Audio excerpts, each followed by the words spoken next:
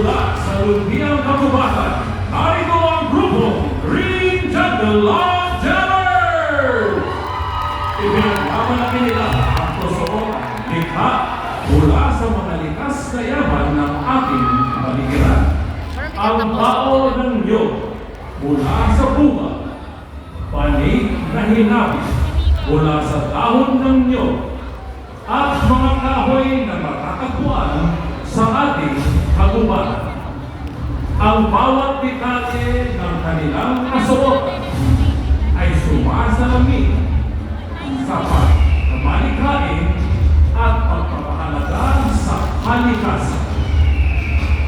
Tampok din ang kulay berde na sumisimbolo sa buhay, pag-asa, kasaganaan, at patuloy na paglago. Isa itong paalaala na ang ating kalikasan ang nagbibigay buhay sa bawat komunidad. Kaya nararapat lamang itong mahalin, pangalagaan, at pangalagaan. Mga Pilipini at Ginoo, ating salubungin at bigyan ng isang masigabong palakpakan ang mga kalahok ng Green Jandalan Jammers!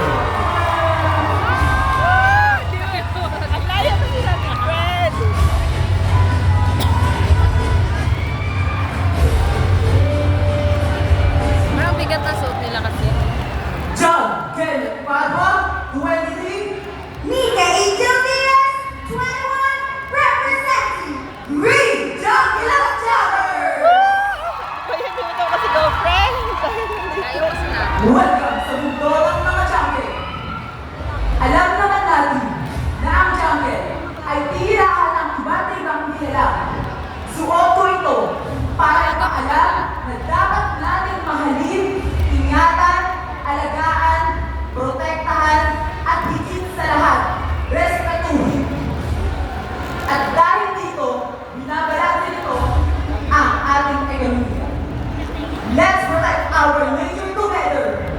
At bago walisanin ang apat na sulong ng entabladong ito, ay mag-iiwan ako ng isang kasabihan.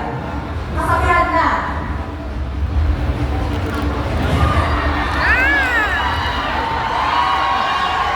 Kinabahan.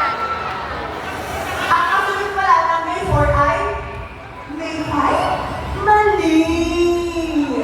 Ang kasunod pala ng May 4 ay may 500 ka ba dyan? Balik ko din sa katapusan, promise. Kala ko